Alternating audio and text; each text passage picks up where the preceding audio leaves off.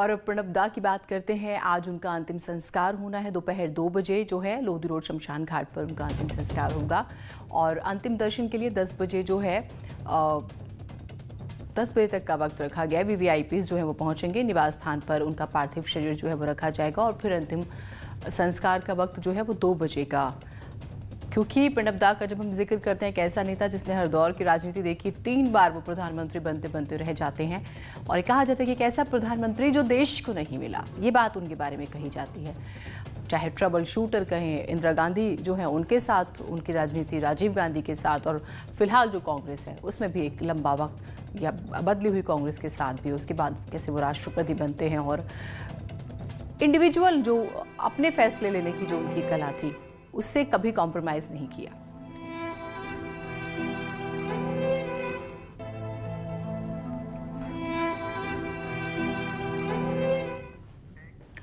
तो पूर्व राष्ट्रपति और भारत रत्न प्रणब मुखर्जी का सोमवार को निधन हो गया। कई दिनों से वो बीमार चल रहे थे। पूर्व राष्ट्रपति प्रणब मुखर्जी का 84 साल की उम्र में निधन हो गया। दिल्ली में मिलिट्री अस्पताल में उनका इलाज चल रहा था। प्रणब मुखर्जी को यहां 10 अगस्त को भर्ती कराया गया था।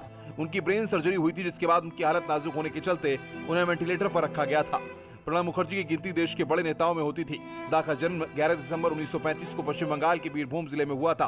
प्रणब दा के पिता कांग्रेस के नेता थे और स्वतंत्रता संग्राम सेनानी भी थे। 1969 में प्रणब मुखर्जी पहली बार राज्यसभा के लिए चुने गए। उसके बाद वो 4 बार राज्यसभा के सदस्य रहे। 1973 में पहली बार इंदिरा गांधी की सरकार में प्रणब मुखर्जी को उप मंत्री बनाया गया। 1984 में प्रणब मुखर्जी को पहली बार देश का वित्त मंत्री बनाया गया। एक बार कांग्रेस से खटपट के चलते प्रणब दा ने अलग पार्टी बना ली थी। हालांकि बाद में उनका कांग्रेस में विलय हो गया और प्रणब दा वापस कांग्रेस में लौट आए। साल 1995 में प्रणब मुखर्जी ने विदेश मंत्री के तौर पर कार्य किया। साथ ही वो देश के रक्षा मंत्री भी रहे। साल 2012 में प्रणब मुखर्जी देश के 13वें राष्ट्रपति बने। 26 जनवरी 2019 को उन्हें भारत रत्न से सम्मानित किया गया।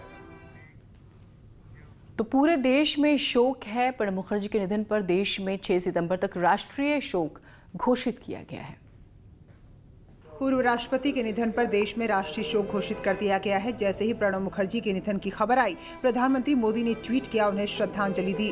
प्रधानमंत्री मोदी ने अपने ट्वीट में प्रणब दा के साथ अपनी कुछ तस्वीरें भी लगाई, जिसमें प्रणब दा के पैर छूकर आशीर्वाद ले रहे हैं। अपने ट्वीट में प्रधानमंत्री ने लिखा, प्रणब दा ने राष्ट्रपति भवन को देश की आम जनता के लिए खोला। उन्होंने राष्ट्रपति भवन लर्निंग सेंटर के तौर पर उभारा, जहाँ कोई भी साधारण आदमी देश की संस्कृति और शिक्षा से संबंधित जानकारी प्राप्त कर सकता है।